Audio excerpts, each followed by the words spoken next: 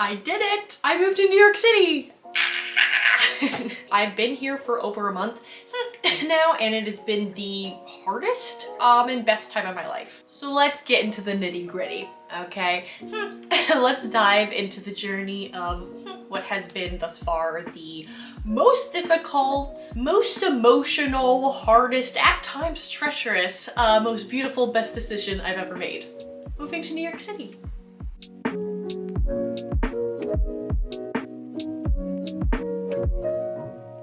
Because a lot has gone into this move, I've kind of broken it down into phases. And we begin pretty naturally with phase one, which entails me getting ready to move out of North Carolina, the state that I've lived in for close to a quarter of a century. It's gonna be interesting and like a big change, just living somewhere that's not North Carolina, really like meaningfully for the first time in my life. I mean, I was born in Pittsburgh, but like I lived there for the first couple of years of my life, and I really grew up here. I was created, I was conceived in Brooklyn. So this is really, you know, the siren call of my area of creation is calling me home.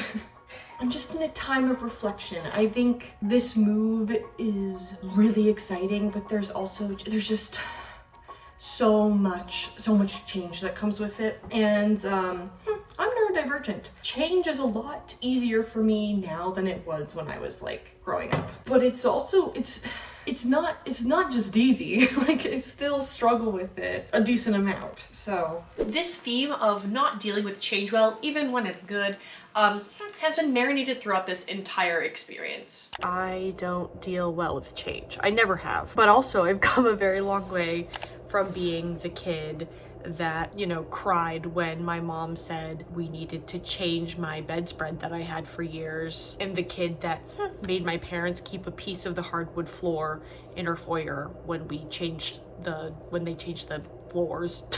And whose parents couldn't move a house because they knew I would just break. If you have Tourette Syndrome or another tic disorder and have been involved with learning about, you know, the condition to a certain extent, you've probably seen the Tourette Association iceberg graphic. And if you haven't, it's supposed to represent that the average Tourette syndrome experience is more than just tics. And while tics are something that many people externally notice, there is so much more below the surface. One of those things that is often very, very commonly experienced by people with Tourette syndrome is having a hard time with big life transitions. So ding ding, we've got a winner. But still, I did it. I moved out of my North Carolina apartment that I had been in for years, said goodbye to the comfort of living with my very long time roommate and best friend, Megan, and got rid of like half the things I own, which in itself is very hard for me to do. If I had not gone through a decent amount of cognitive behavioral therapy and had all sorts of different types of therapies for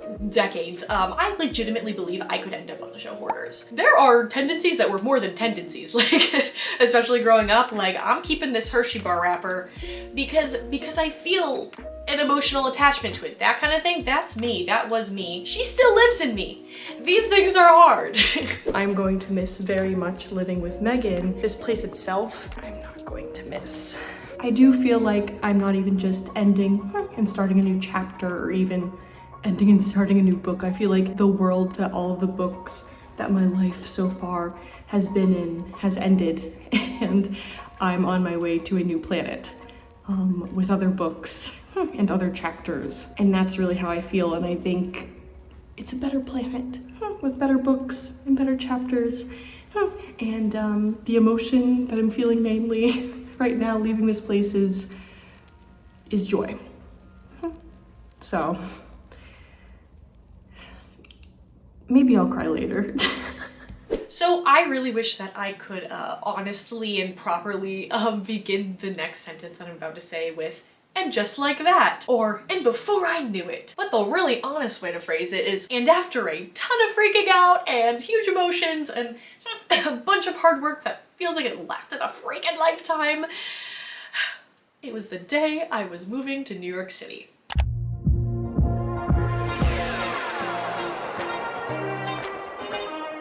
So phase 2 of 3 included my parents helping me move up a decent chunk of my things to a temporary spot in Brooklyn for me to stay at for a little bit while I looked for a permanent spot in New York City. Are you ready to move me to New York? Yeah, it's gonna be exciting.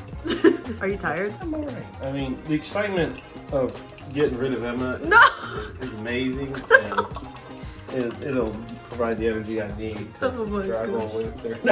No, we're gonna miss you. Yeah. And we are officially on the road. We are headed for a 8.5 hour or so ride to New York City. We were able to fit everything in the cab and not even in the back. So, not to flex, but not to brag. You guys excited? Woohoo! Brooklyn!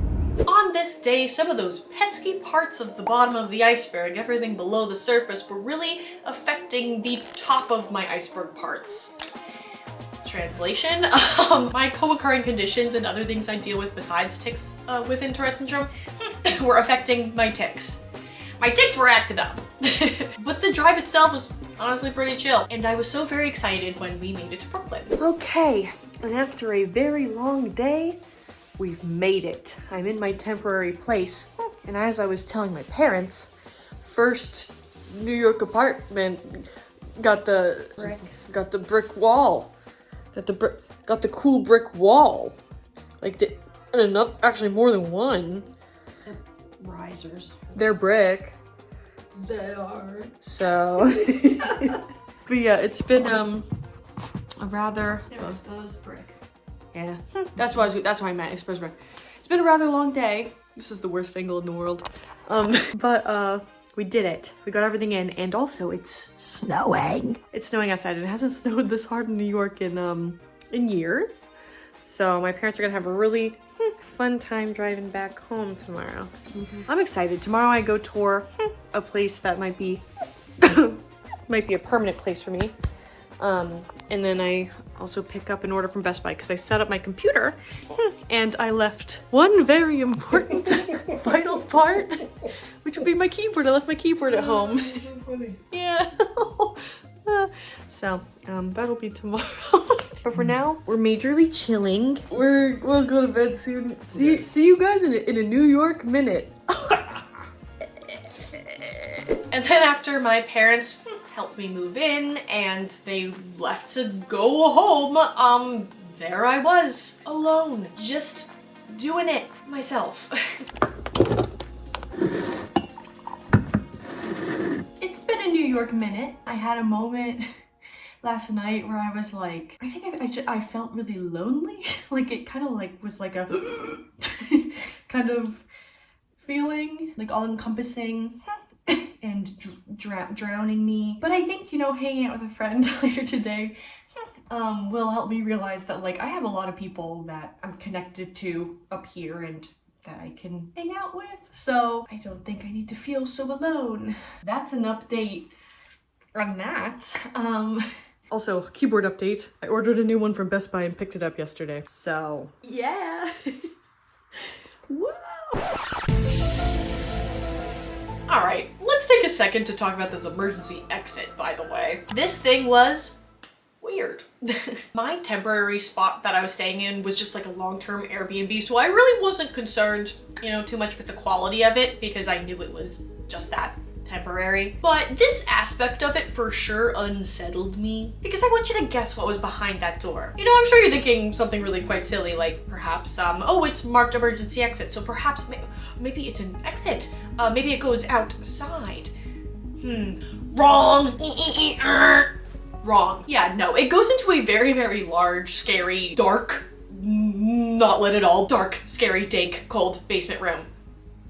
Like, duh, right? And because I didn't get this footage and I want you guys to kind of realize that it's not just me being like a scaredy cat, I'm going to insert testimonials here. Hey, so what did we think of Emma's, What do you? Should we talk about it? We're gonna talk about it. Is it safe to talk about? I don't know. I kind of feel guilty that we left our child there. The emergency exit? The emergency exit. The emergency exit into, I don't know. The Silence of the Lambs scene? Yeah, pit of despair. So when we moved her in, we decided to just check to see where the emergency exit door goes. I had to double my antidepressants after being in there. We opened the door and it was pitch dark. pitch dark, right? We never actually found an exit that the emergency door exit led to. We actually never saw the end of the room. I do think I heard, put the lotion in the basket. I do think I heard that. So just in case someone decided to come through, we did fasten a coat hanger and mop so that, like, if they pulled on it, at least would have held for a second and a half. And that's that. That's the emergency exit. Yeah. Love you, Em. So yeah, freaks me out. Kind of a peculiar thing though. Interesting to talk about. I like weird things. Anyway, back on track. Within this phase 2, I spent this time looking for a permanent apartment. And I was also just getting into a groove of living in Brooklyn, city girl. Happy 1 week! I purchased a ticket the other day to this exhibit that I had seen they were putting into a space near the vessel when I was here a couple months ago, and I'm really excited. We're gonna have a day. We're gonna have a day. You and me, just a walk in the park where the world fades, and we're leaving our marks. They try to hold me down, tear me apart. My friend, the pigeon. Good to see him again. I did not think I'd make it on time, and I did. I'm really good at this. Also, I was gonna say fun fact, but very not fun fact actually, very unfun fact. This art piece here, it's like a big building, it's called The Vessel, and it was closed for a while because people were offing themselves off of it, but they reopened it, and you can't really tell from here so well, but there's like chicken wire. And now there's an admission price to help offset that. It's a little dystopian, but yeah, unfun fact. Anyway, I'm gonna go in here. They stay quiet, 'cause with you I don't need to start a riot. You inspire me to dream, reach for the sky. No limits, no asking why. Didn't wear so cold, you light up the spark. With you, baby, it's just a walk in the park. Just a walk in the park. Just a walk in the park. Like a picnic in the sun, let's make a mark. Like a rock in the park.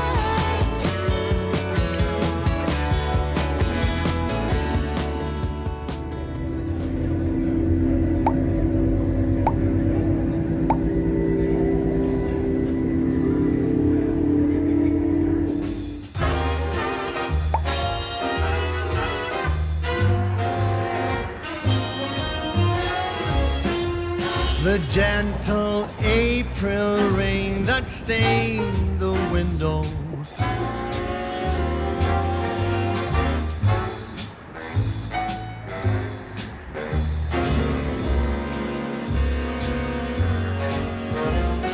So, very fun thing. It started to snow ever so lightly as I crossed the arches of the Brooklyn Bridge. Right as I was finishing up on the bridge, it started snowing a little bit harder, and I was like, okay, yeah, it's snowing.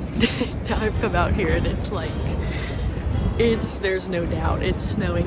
You can see better on the contrast of the rocks, kind of. Oh my god. Yeah, I'm a little bit happy about this. I'm very happy. I love snow. If you're like, Emma, why the hell aren't you wearing gloves? It's because of some of my tics.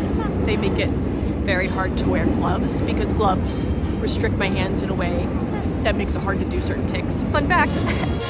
When you are near, spring is in the air.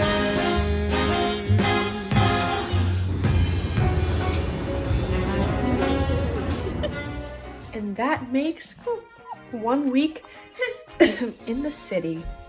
Week 1 down. I'm so happy I'm here. There was some moments there where I was like, I don't know if I can do it. And I'll probably still have those moments. But overall, I'm very happy that I've made this move.